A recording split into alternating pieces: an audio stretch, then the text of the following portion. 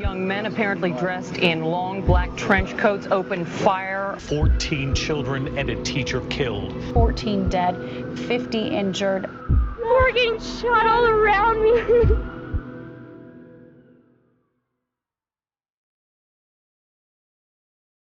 When I was a kid, I used to rewatch 9/11 videos all the time.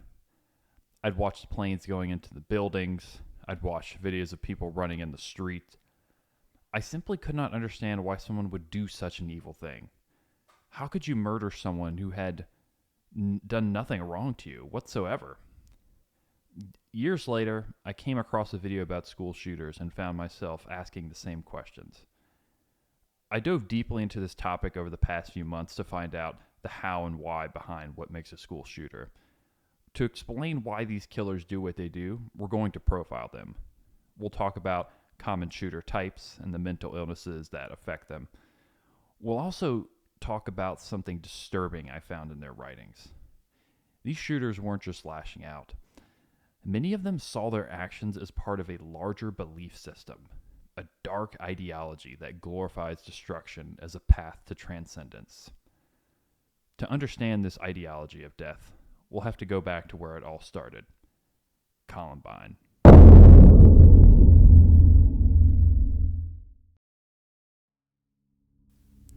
Eric Harris and Dylan Klebold did not fit the mainstream idea of mass shooters. They weren't loners. They weren't even really bullied that much as kids. They grew up in nice middle-class American households. Eric Harris and Dylan Klebold were both born in 1981. Harris was originally born in Kansas, but moved around a lot due to his dad being a decorated pilot in the U.S. Air Force. Harris arrived in Colorado in 1992. Klebold was born in Colorado. Klebold's parents both met when studying art at Ohio State University in the late 60s and moved to Colorado in the 70s. Many school shooters shared this somewhat normal childhood upbringing. In fact, a good percent of them come from mostly stable families, despite what you might think. Some shooters, on the other hand, have more traumatic upbringings. We'll talk about them a bit later. Eric Harris was described by many girls who knew him as cute. Some girls who knew Eric actually waved at him the day he pulled up in his car for the massacre, unaware of what devastation was about to occur. Harris was often charismatic when he needed to be, which is pretty standard for many psychopaths. It's really shocking how well he was able to hide his true feelings, and Dylan was able to do the same. Dylan Klebold, though, was certainly the more socially awkward of the two. Although he had friends, and some were quite shocked that he committed the attack. One of his former friends said after the shooting, they, quote, thought that he was a nice guy, end quote, and that he, quote, never treated him bad, end quote. Both of these are quotes from Brooks Brown, a person close to both of them. He never suspected a thing.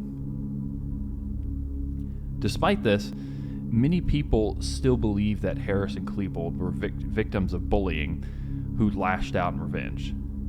But this is one of the biggest myths about school shooters. Psychologist Peter Langman studies school shooters, and in his book about them found that in a sample of 48 shooters, 40% were harassed as students, but 50% harassed other students. Dr. Langman also found that of the 48 shooters, only a single one targeted somebody who bullied him. Both Eric and Dylan were reported to have been bullies themselves, in fact. On the surface, Eric and Dylan's early lives seem unremarkable, but as they grew older, more disturbing patterns began to emerge. Harris and Klebold became friends in middle school during the 7th grade and are said to have bonded quickly. By the time junior year came around, family and friends had described them as inseparable. The two both acquired a job at a local pizza store in the fall of 1977, which was around the time their darker sides started to really reveal themselves. Eric Harris had an obsession with explosions and loved making pipe bombs. During the summer of 1997, just before acquiring their pizza jobs, Eric and Dylan built a bomb. Eric also made a website around this time where he bragged about the pipe bomb, as well as a CO2 bomb he made. He said, quote, "If you haven't made a CO2 bomb today, I suggest you do so," end quote. He also put a list of ingredients of the bomb on his website. One of their former friends and coworkers at the pizza store said that they had shown him pipe bombs they'd made for over a year before the shooting took place. At one point, Eric made a bomb out of dry ice at the store. One girl who worked with them actually heard them talking about blowing up the school. According to her, Eric and Dylan started a fire in the dumpster that got so out of control that the fire department had to come and put it out.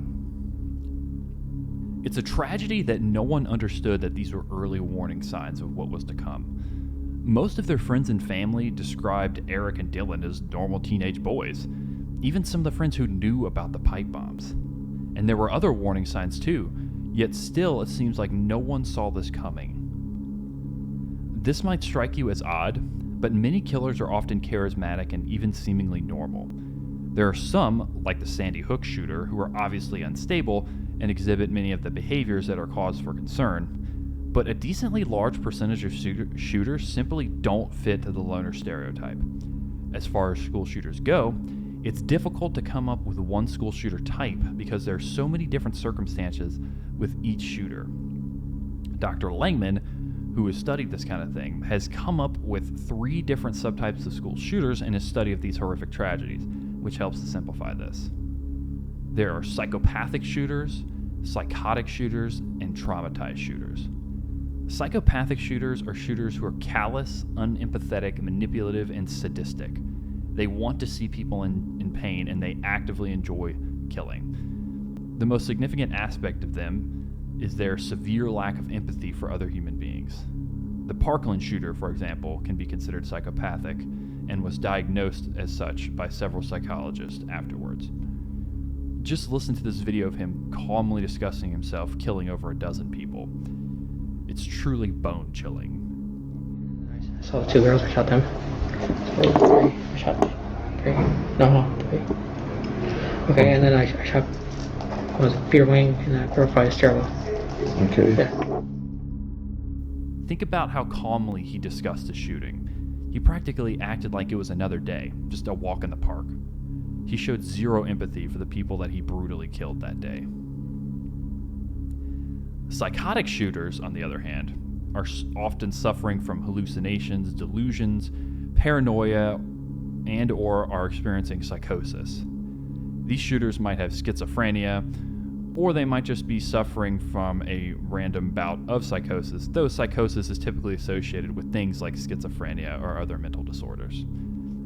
Either way, they've typically lost touch with reality and aren't capable of making much logical sense. This would be someone like the Thurston High School shooter who committed his shooting because of voices in his head. He was interrogated after the incident, and the video is absolutely brutal.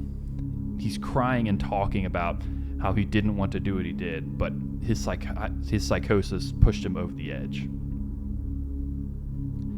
Why did you feel that you didn't have a choice with the kids at school? I don't know. I can't.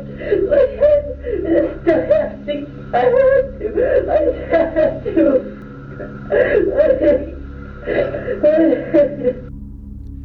Oftentimes, psychopathic and psychotic shooters come from families that are fairly normal, which is in stark contrast to the final type of shooter, which is the traumatized shooter.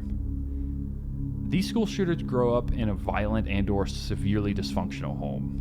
They come from the type of background where you'd unfortunately expect that they would become violent adults. The Lyndhurst High School shooter, for example, comes to mind here. He lived in a violent and chaotic family. Multiple family members were alcoholics and child molesters. He suffered several molestation experiences, including with a teacher that caused him to question his sexual identity. He ended up shooting that teacher he accused of molesting him, and he held 70 people as hostage. Weirdly enough, he ensured that the hostages had medicine and food, and by the end of the whole ordeal, he shook the hostages' hands on the way out. A bit later, we'll talk about a few other major school shooters and what their type was, But for now, we'll talk about the Columbine kids. Eric Harris was the psychopathic type. It should be noted that technically speaking, it's not possible to perform a psychological evaluation of someone who is dead, but nonetheless, many psychologists concluded that Harris was psychopathic. This includes the lead FBI investigator on the Columbine case, Dr. Duane Fuselier.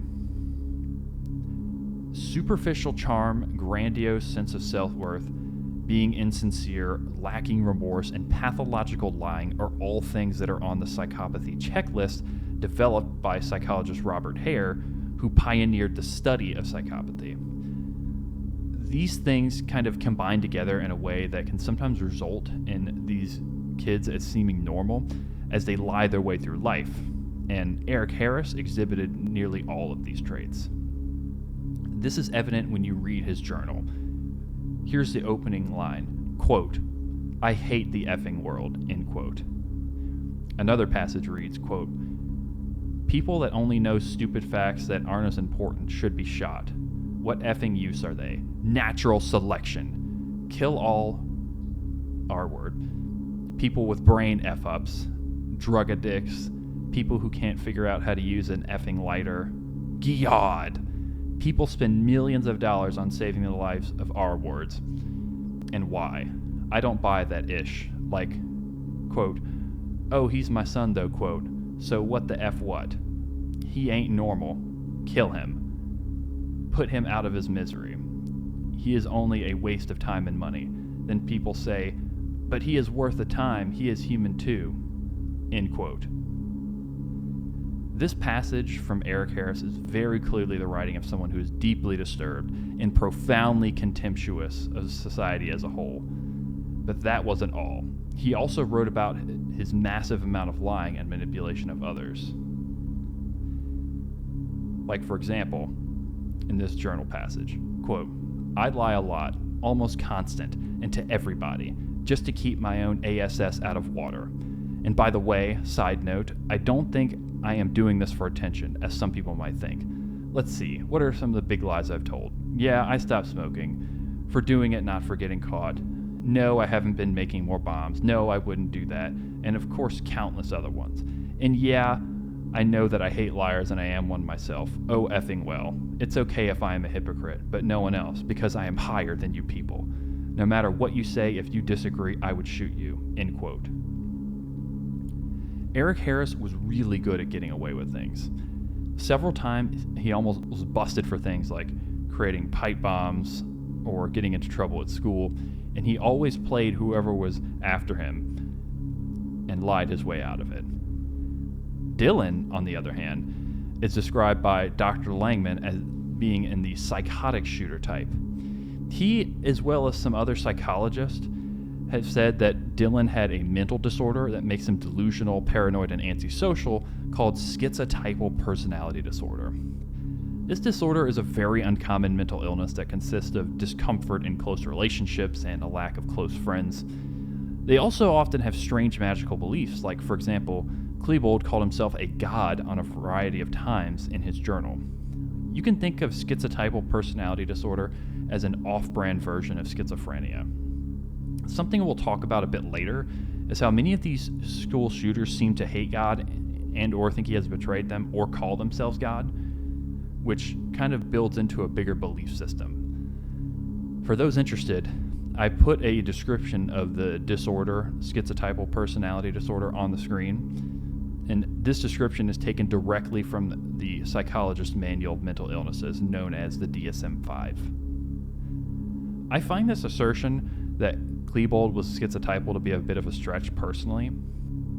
YouTube psychologist Todd Grand said that he believes Klebold was likely affected by psychopathy, like Eric, but also he says that Dylan was very depressed.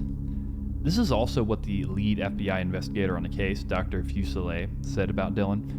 He says that he can see Dylan as being schizotypal, but has doubts about it. I share my doubts. His journal seems to reflect that he was much more depressed than anything. Here's a quote that really illustrates that. Quote, my existence is ish to me. How I feel that I am in eternal suffering in infinite directions and infinite realities. Yet these realities are fake, artificial, Induced? ? By thought. How everything connects, yet it's all so far apart. And I sit and I think, science is the way to find solutions to everything, right? I still think that, yet I see different views of Ish now, like the mind. Yet if the mind is viewed scientifically, I dwell in the past, thinking of good and bad memories, end quote. Dylan basically comes out and tells us that he's majorly depressed here. He continues and talks about how he feels socially isolated. Quote, I don't fit in here. Thinking of suicide gives me hope that I'll be in my place wherever I go after this life, that I'll finally not be at war with myself, the universe, the world, my body, mind, everywhere, everything at peace in me. My soul, existence, and the routine is still monotonous. Go to school, be scared and nervous, hoping that people can accept me, end quote. Another interesting fact about Dylan's journal is that one of the most common words in it was love. He really did seem to be a depressed romantic. He also brings up suicide quite a few times and had been talking about it nearly 2 years before the shooting. There's a couple of dozen pages of journal writings from both Eric and Dylan, so I won't share them all here. If you're interested in reading them, you can find them in schoolshooters.info. Tell me what you think about these writings and what you think they say about Eric and Dylan. Okay, let's jump back into the story for a bit and talk about when Eric and Dylan started to take a serious nosedive.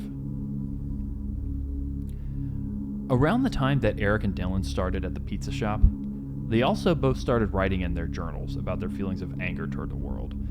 Dylan started writing in late 1997 and Eric in early 1998, both just a little over a year before the shooting. More importantly, this is when they began their dark descent into criminality, leading up to their horrendous attack. Brooks Brown's mom referred to Eric as an injustice collector in an interview after the shooting. And according to Eric's journals and writings, this is beyond a shadow of a doubt. He not only discussed his hatred of many different people, but he also put X's over people in his yearbook that he didn't like. Basically, everyone had an X. He even kept a list titled Ish List of people whom he didn't like. It was found on his website, as well in paper format in his bedroom. He couldn't stand practically anyone and complained about everything from Western civilization to handicapped people.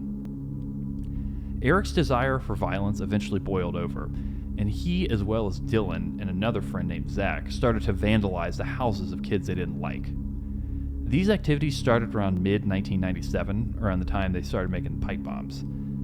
Not only did they vandalize the houses of people they didn't like, oftentimes they'd attack random houses in their neighborhood.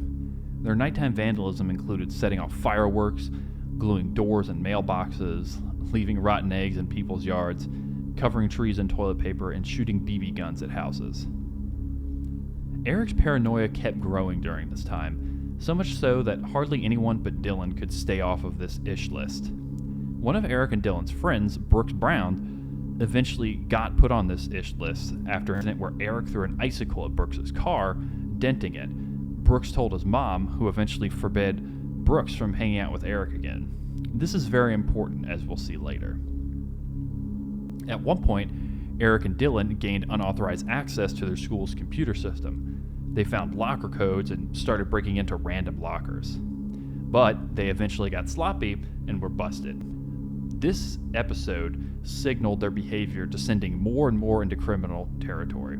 Slowly but surely, more criminal and violent tendencies began to emerge. During the lead up to the shooting, Eric and Dylan weren't being subtle about their twisted desire for murder. They wrote several papers alluding to violent themes, including one where Eric made the argument that murder was okay in some instances. He also had one where he wrote about how easy it was to bring a gun to school. Eric liked foreshadowing what he was going to do. He liked the idea of taunting people subtly, warning them of his intentions, only for them to miss the point. He said in this paper about bringing a gun to school, quote, "It is just as easy to bring a loaded handgun to school as it is to bring a calculator," end quote. Dylan wrote similar stories, eventually writing one detailing a person violently killing civilians. sinisterly foreshadowing what was to come just months later.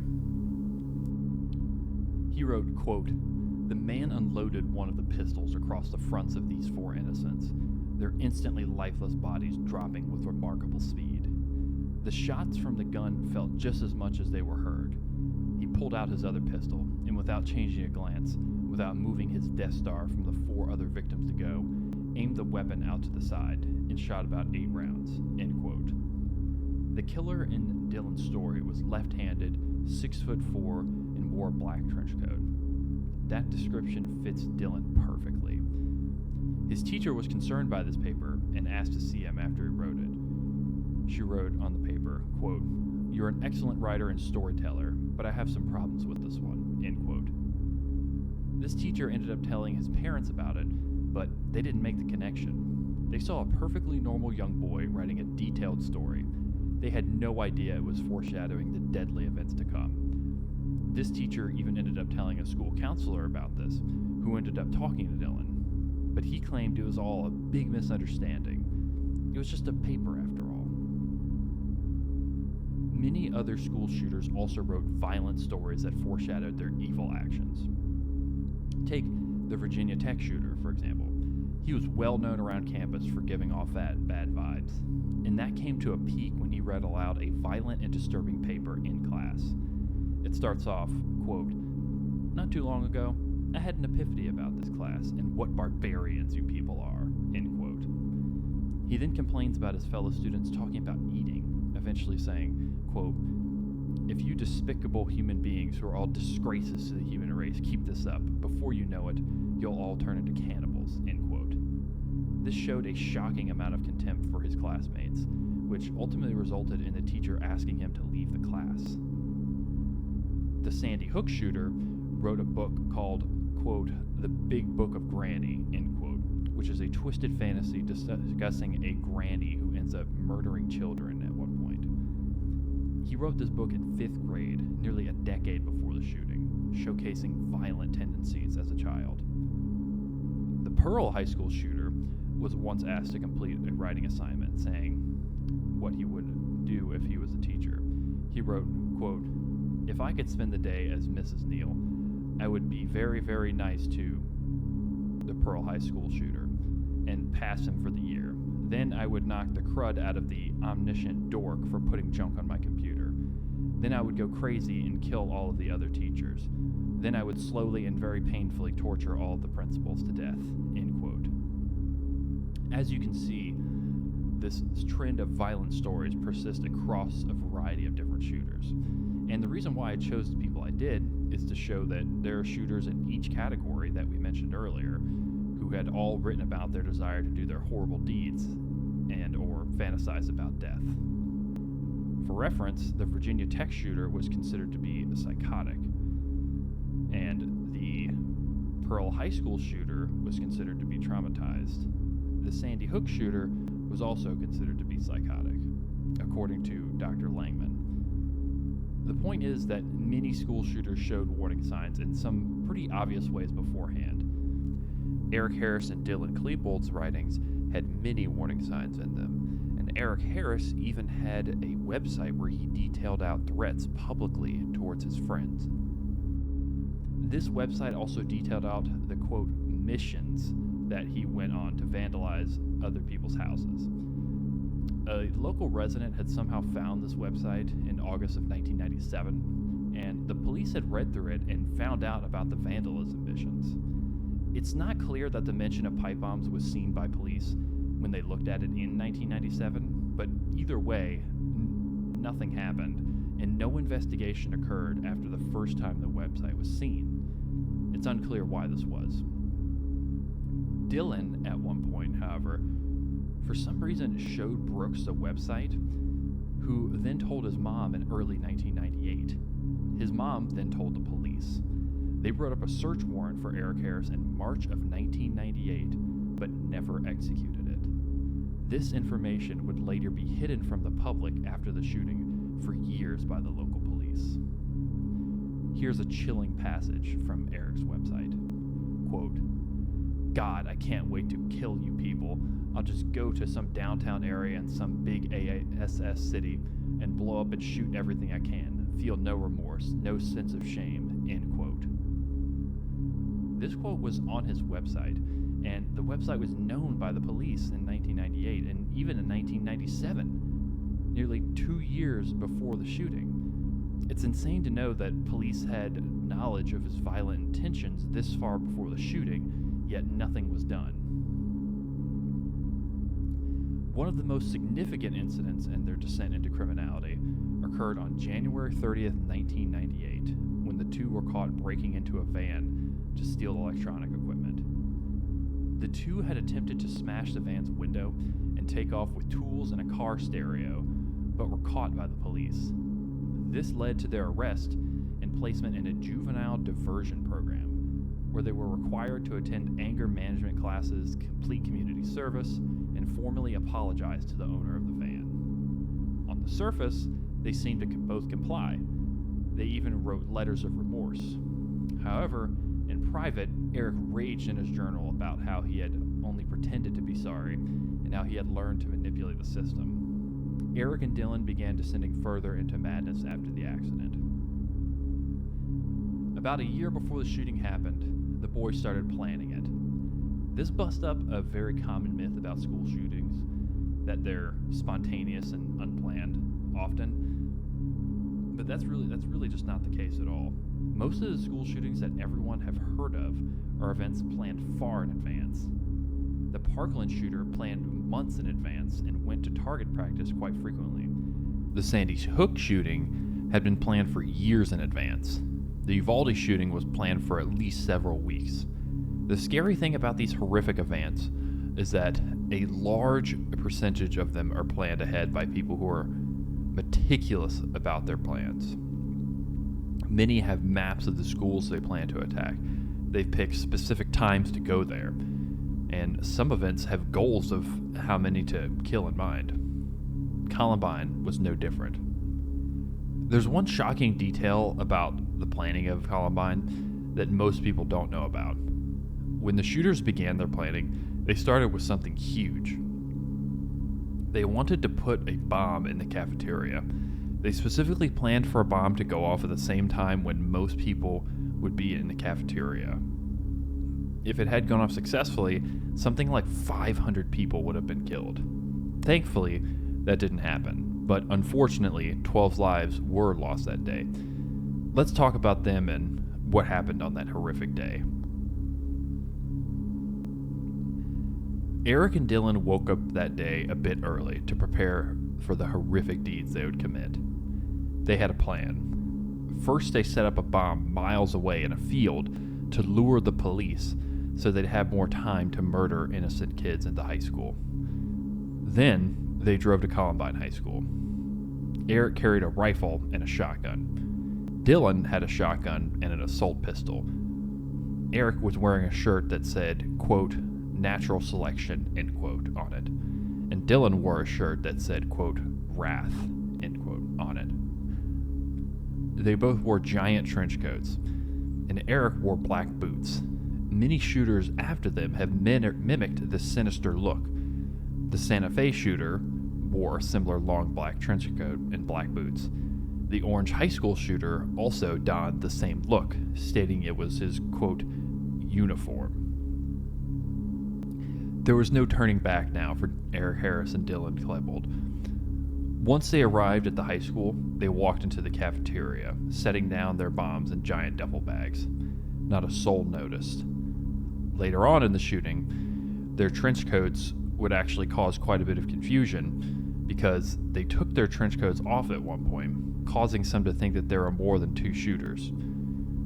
Many also believed that they were a part of the Trench Coat Mafia, which was a group of kids at the school that wore trench coats.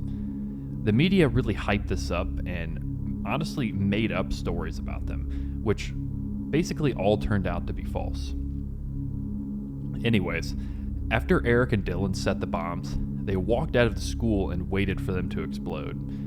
At about 11:19 a.m., they realized that their bombs were not going to detonate, so they decided to start shooting at random.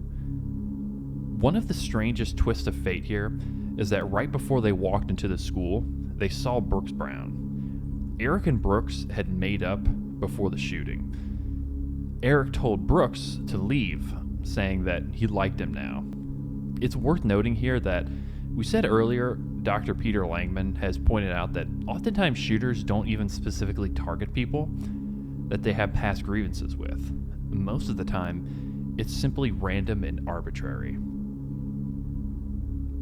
Eric and Dylan followed this pattern and began shooting randomly at students shortly after they saw Brooks.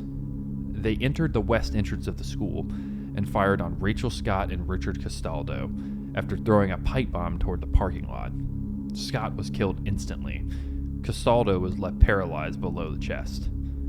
Then, Harris and Klebold went to the west staircase of the building, and Harris took off his trench coat and fired down the staircase in the direction of 3 students, Daniel Rothbro, Sean Graves, and Lance Kirkland. They assumed that Dylan and Eric's guns were paintball guns at first.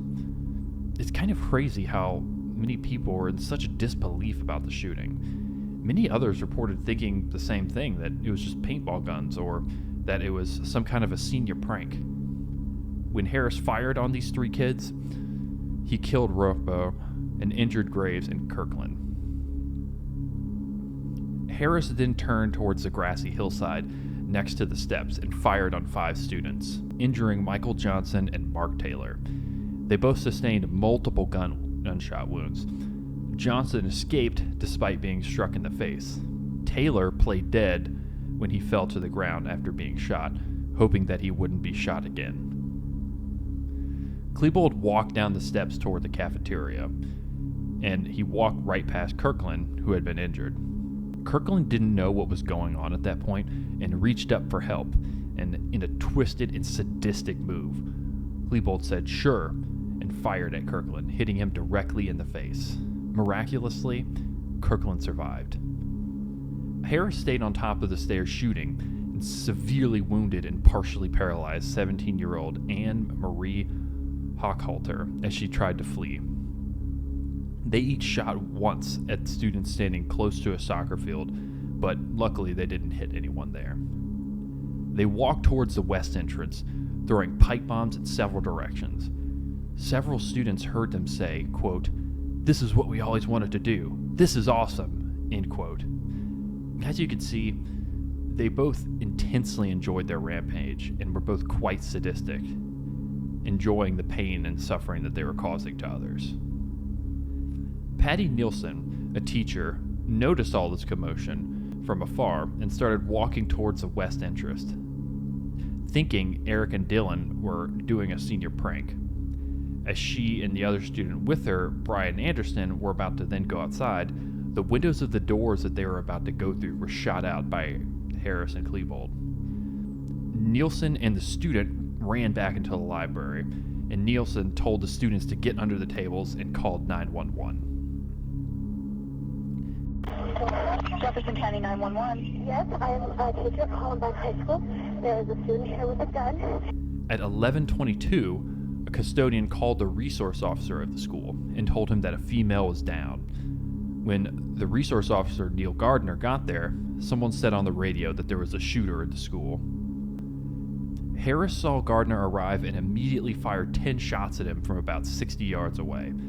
Gardner returned fire, missing him. It's shocking to see how absolutely fearless Eric was when engaging with an officer.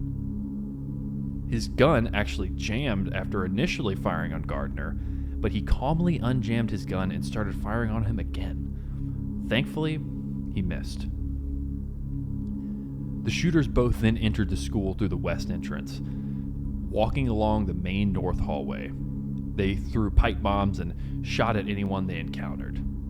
Klebold shot Stephanie Munson in the ankle, but fortunately, she was able to walk out of the school. Harris and Klebold then shot out the windows to the east entrance of Columbine High School. After walking through the hall several times and shooting towards any students they saw, they went toward the west entrance and turned into the library hallway.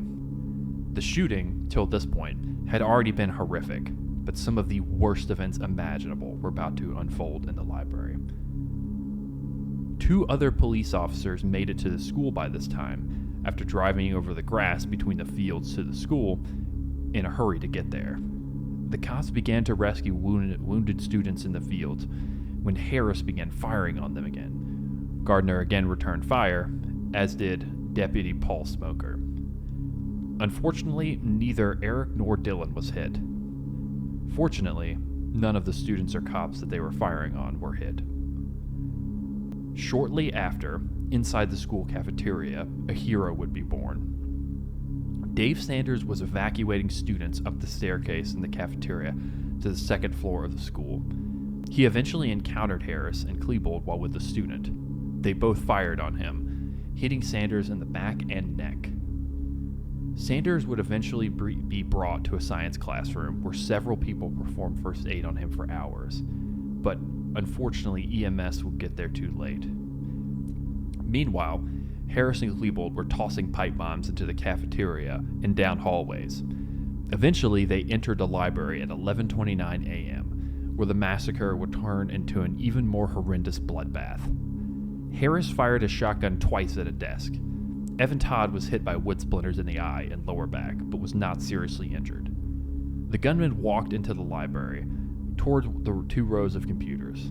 Sitting at the north row was a disabled student, Kyle Velasquez. Klebold did not show any mercy. He fired his shotgun at him, fatally hitting him in the head and back. Windows were shot out in the direction of the police. Some officers returned fire, and Harris and Klebold retreated from the windows. No one was injured. Klebold then removed his trench coat. He then fired his shotgun at a nearby table, injuring 3 students, Patrick Ireland, Daniel Stapleton, and Mackay Hall. Harris walked toward the lower row of computer desks with his shotgun and fired a single shot under the first desk while down on one knee. He struck 14-year-old Stephen Kernow in the neck, killing him. He then moved to the computer desk right next to it, injuring 17-year-old Kathy Russeger, apologize if I get that name wrong, with a shot to her right shoulder, also grazing her neck and severing a major artery. When she gasped in pain, Harris said, quote, "Quit your bitching," end quote. Harris then walked over to the lower computer table. Cassie Burnell and Emily Wyant were underneath it. Harris looked underneath and said, quote, "Peekaboo," end quote, before shooting Burnell twice in the head, killing her. Klebold then noticed Patrick Ireland giving medical aid to Mackay Hall. Klebold shot him in the head and in the foot. Ireland was knocked unconscious, but miraculously survived by later crawling to a window and jumping out of it. He became known as the infamous boy in the window. Klebold then walked toward another table where he found 18-year-old Isaiah Scholes, a 16-year-old Matthew Ketcher, and 16-year-old Craig Scott hiding underneath. Klebold called out to Harris that he had found an N-word and tried to pull Scholes out from under the table. They taunted him before Harris shot and killed him. Klebold shot and killed Ketcher. Klebold walked to the east part of the library and met up with Harris. Then Klebold shot at a display case next to the door, then turned and shot toward another table, hitting and injuring 17-year-old Mark Hinchin in the head and shoulder. He then turned toward the table to his left and fired, injuring 18-year-old Lisa Kreutz, Lauren Townsend, and Valine Schnurr. Klebold then walked toward the same table and fired several shots with his Tech-9, killing Townsend. At this point, the seriously injured Valine Schnurr began screaming. In response, Klebold asked Schnurr if she believed in God. When Schnurr replied she did, Klebold asked why, and commented, quote, "God is gay," end quote. Klebold reloaded, but walked away from the table.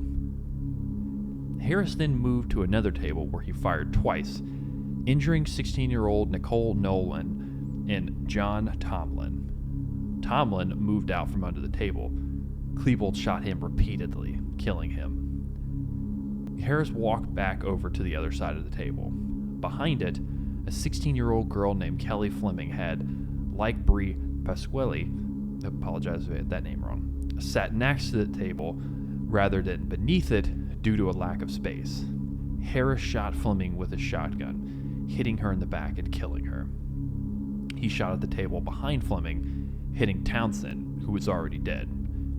And he also hit Kreutz again and wounded 18-year-old Gianna Park. Harris turned and fired his rifle at the table directly north of where he had just been, hitting the ear and hand of 15-year-old Danielle Mauser.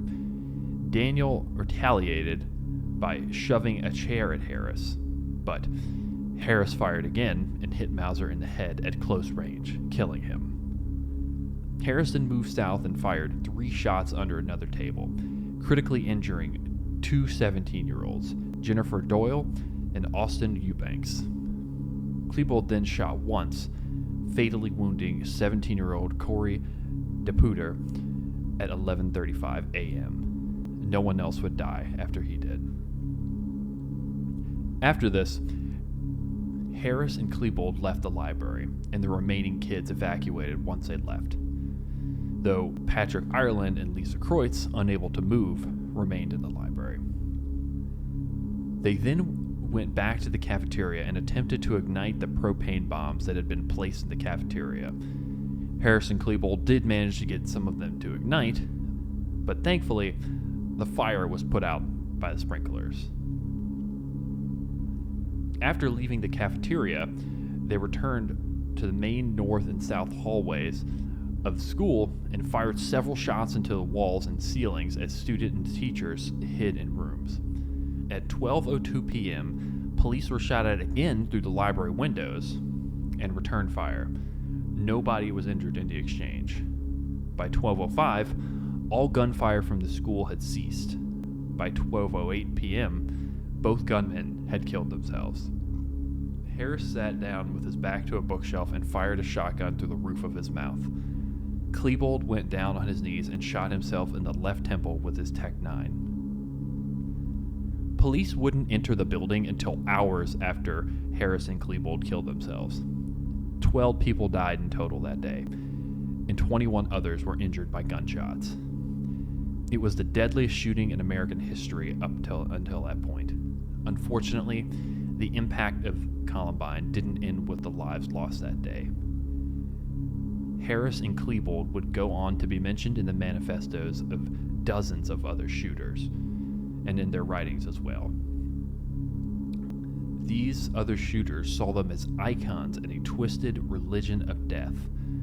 Their acts weren't just evil to them, they were an act of transcendence, a way to escape the corrupted world they despised. Let's take a closer look at how this ideology of darkness came to shape future tragedies.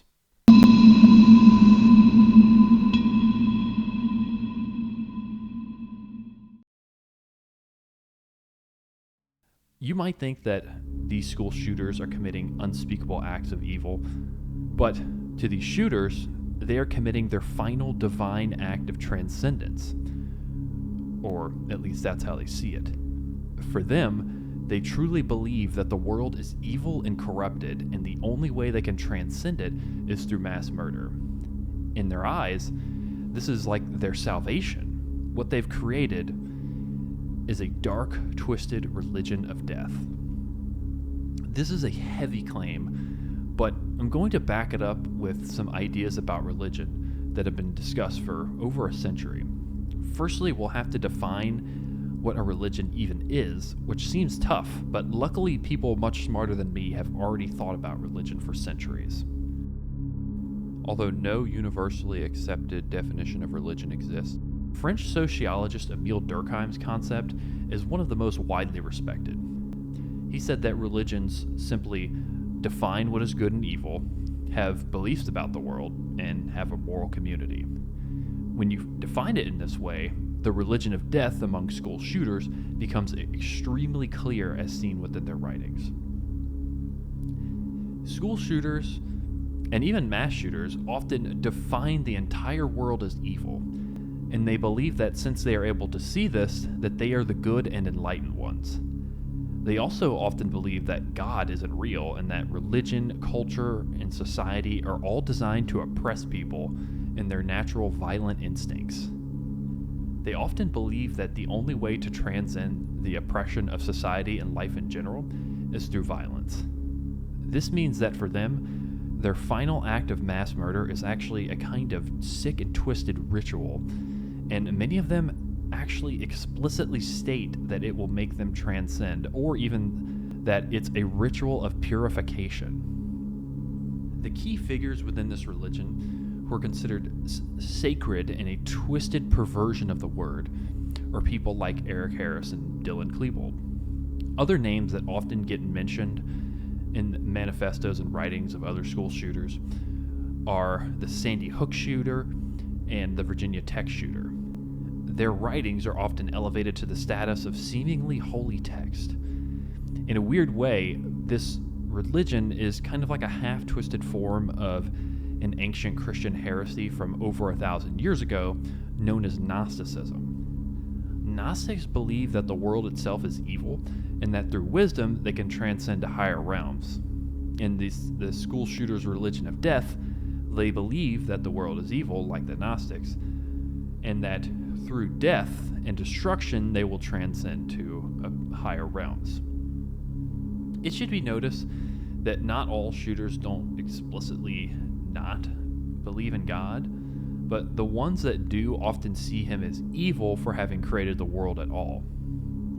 All that being said, let's talk about how this religious belief structure makes itself known within their writings and manifestos. I'm going to lay out the religion of these shooters by talking about their idea of good and evil, their specific religious beliefs, and their prophets and so-called moral community, as the French sociologist Emile Durkheim would put it. And finally, to end the video, we'll talk about how Columbine is at the center of all this horrible evil, with Eric Harris being the leading figure of evil. Let's talk about how they define good and evil first. For these mass shooters, the entire world is evil and they are good. They view culture, society, and religion as oppressive, overbearing forces of evil. This is often why, in many instances, they define themselves as gods or godlike, because they're capable of seeing this alleged illusion. In this religion, the belief that the entire world is evil is pivotal to their worldview. We see this twisted belief manifesting itself in many of their writings. The 2017 Pennsylvania supermarket mass shooter called himself a free thinker because he was able to see this alleged illusion of society, money, and education. He said, quote, "You only believe you're right because it was passed down to you, generation after generation. Get a clue. Why do you believe in money? Why do you believe in education? Why do you believe in the government? Why do you get up and go to work every day?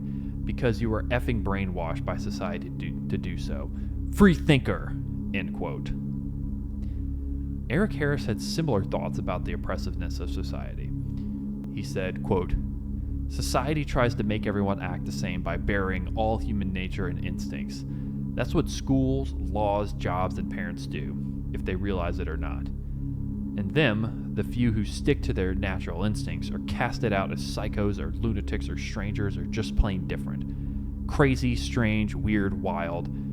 These words are not bad or degrading," end quote. One school shooter in Finland who shot up the Jokela school almost explicitly formed an ideology, making it quite clear that he saw society as a form of control.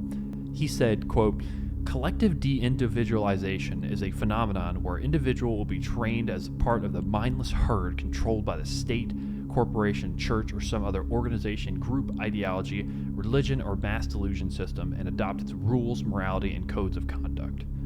This phenomenon has been familiar in all despotic, authoritarian, totalitarian, anarchist, communist, socialist, Nazi, fascist, and religious societies throughout history," end quote. The Thurston High School shooter shared these feelings. I'm mentioning him in particular because he was a schizophrenic, which makes him different from the other people I've mentioned. The first two are considered psychopathic shooters, meaning basically just that they're actual psychopaths. The next two shooters are considered psychotic, meaning that this pattern of thinking the world is evil persists across both shooter types. Both the Thurston High School shooter and the Sandy Hook shooter were considered psychotic, by Dr. Langman, who we mentioned earlier. That being said, here's what the Thurston High School shooter said. Quote, I want you to feel this, be this, taste this, kill this. Kill me. Oh God, I don't want to live. Will I see it to the end? What kind of dad would I make? All humans are evil. I just want to end the world of evil. End quote. Similarly, the Sandy Hook shooter defines, quote, the imposition of cultural values, end quote, as bullying, for example. He also calls them delusions that everyone is coerced into following. As you can see, they generally see society as oppressive. For them, anyone who doesn't see society as oppressive is an idiot. Their solution to the problem of society is often simply to end it. They perceive themselves as being godlike for being able to see the oppression of society. For them, being able to see that life, society, religion, and culture are all one big sick joke means that they are the enlightened ones. The Finnish school shooter that we talked about a little earlier said this explicitly. He said, quote, I am self-aware and realize what is going on in society. I have a free mind, and I choose to be free rather than live like a robot or slave. You can say, I have a God complex, sure, then you have a group complex. Compared to you, R-word masses, I am actually godlike, end quote. Eric Harris shared this feeling with him. He said, quote, I feel like God and I wish I was, having everyone being officially lower than me. I already know that I am higher than most anyone in the effing Welt, which is German for world, in terms of universal intelligence, end quote.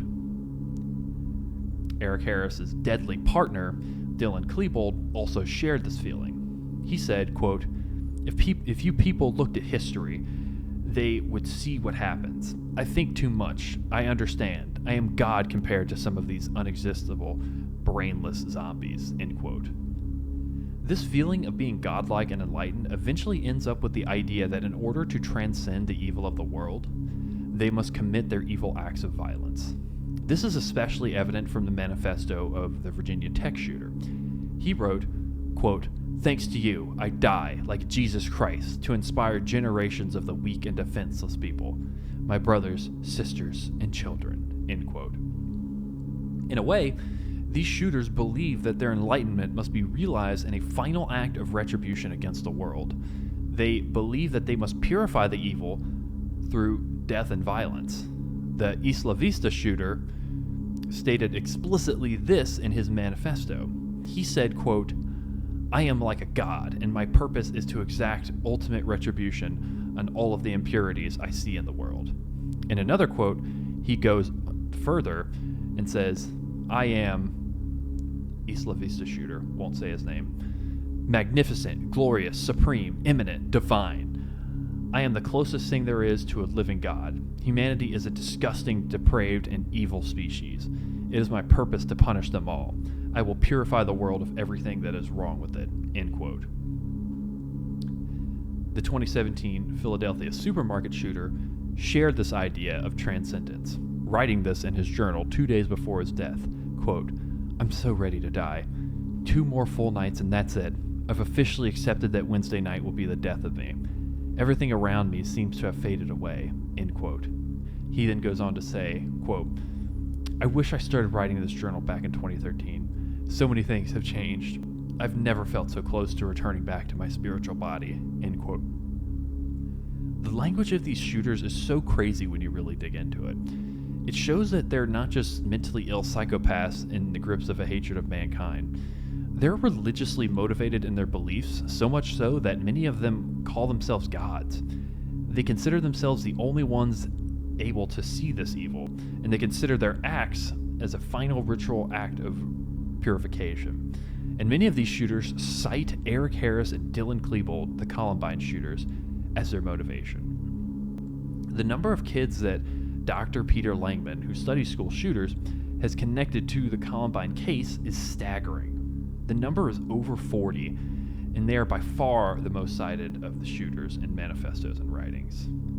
The Parkland shooter, for example, made a variety of vile comments on his YouTube account, including one where he said, quote, I already see my future, nothing but loneliness. I wish to keep something in the history books like Eric and Dylan, end quote. The Orange High School shooter also considered himself to be a figure like Eric Harris and kept an image of him in his journal. In the notebook, he writes that he bought a shotgun and turned it into, quote, Eric's shotgun, end quote. He also said that he bought black cargo pants and boots online to fit into his uniform, which is what Eric was wearing during the Columbine attack. It's so crazy to see these kids idolize a killer and even elevate him to the status of a god. A sick, twisted version of one, that is. The Orange High School shooter wasn't the only one to do this. One young kid who stabbed a bunch of people at a high school in Pennsylvania also idolized Eric. He said, quote, "I would be nothing and this whole even would never occur if it weren't for Eric Harris and Dylan Klebold of Columbine High School," end quote. He continued on to say, quote, "They possessed 3 crucial things a person needs in order to become a god," end quote. Several other shooters raved about the Columbine shooters in their manifestos, and dozens more were found to have been influenced by the shooting when further investigated. What you'll often find is that these kids do their research before committing their evil acts.